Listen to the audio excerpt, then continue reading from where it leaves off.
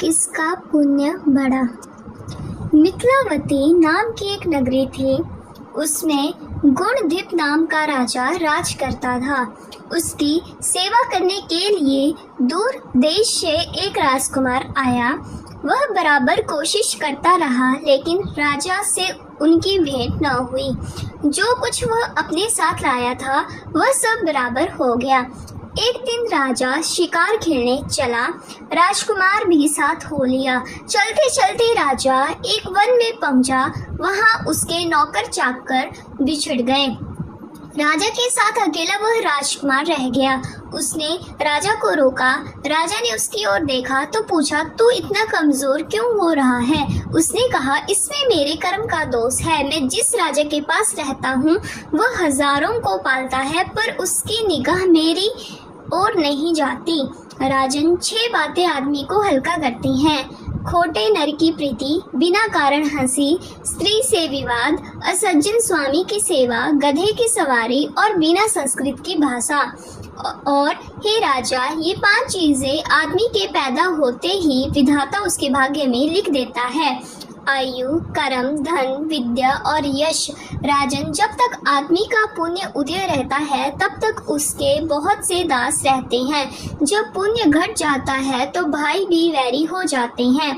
पर एक बात है, स्वामी की सेवा अकार्त नहीं जाती, कभी न कभी फल मिल ही जाता है। यह सुन राजा के मन पर उसका बड़ा असर हुआ। कुछ समय घूमने घामने के बाद वे नगर में लौट आए। राजा ने उसे अपनी नौकरी में रख लिया। उसे बढ़िया बढ़िया कपड़े और गहने दिए। एक दिन राजकुमार किसी काम से कहीं गया। रास्ते में उसे देवी का मंदिर मिला। उसने अंदर जाकर देवी की पूजा की। जब वह बाहर निकला तो देखता क्या है, उसके पीछे एक सुंदर स्त्री चली आ रही है। राजकुमार उसे देखते ही उसकी ओर आकर्षित हो गया। स्त्री ने कहा, पहले तुम कुंड में स्नान कराओ, फिर जो कहोगे सो करूंगी। इतना सुनकर राजकुमार कपड़े उतारकर जैसे ही कुंड में घुसा और गोता लगाया कि अपने नगर में पहुंच गया। उसने जाकर राजा को सारा हाल क्या सुनाया। राजा ने कहा, यह अचरज मुझे भी दिखाओ। दोनों घोड़ों पर सवार होकर देवी के मंदिर पर आए। अंदर जाकर दर्शन किए और जैसे ही बाहर निकले कि वह स्त्री प्रकट हो गई। राजा को देखते ही बोली, महाराज, मैं आपके रूप पर मुग्ध हूँ। आप जो कहेंगे वही करूँगी। राजा ने कहा, ऐसी बात है तो तू मेरे इस सेवक से विवाह कर ले। स्त्री बोली, यह नहीं होने का, मैं तो तुम्हें चाहती हूँ। राजा ने कहा, सज्जन लोग जो कहते हैं उसे निभाते हैं, तुम अपने वचन का पालन करो। इसके बाद राजा ने उसका विवाह अपने सेवक से करा दिया।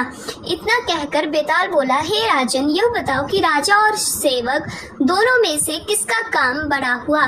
राजा ने कहा, नौकर का। बेताल ने पूछा, सो कैसे? राजा बोला, उपकार करना राजा का तो धर्म ही था, इसलिए उसके उपकार करने में कोई खास बात नहीं हुई।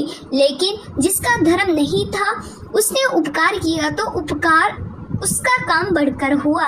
इतना सुनकर बेताल फिर पेड़ पर जा लटका और राजा जब उसे पुनः लेकर चला तो उसने 8वीं कहानी सुनाई।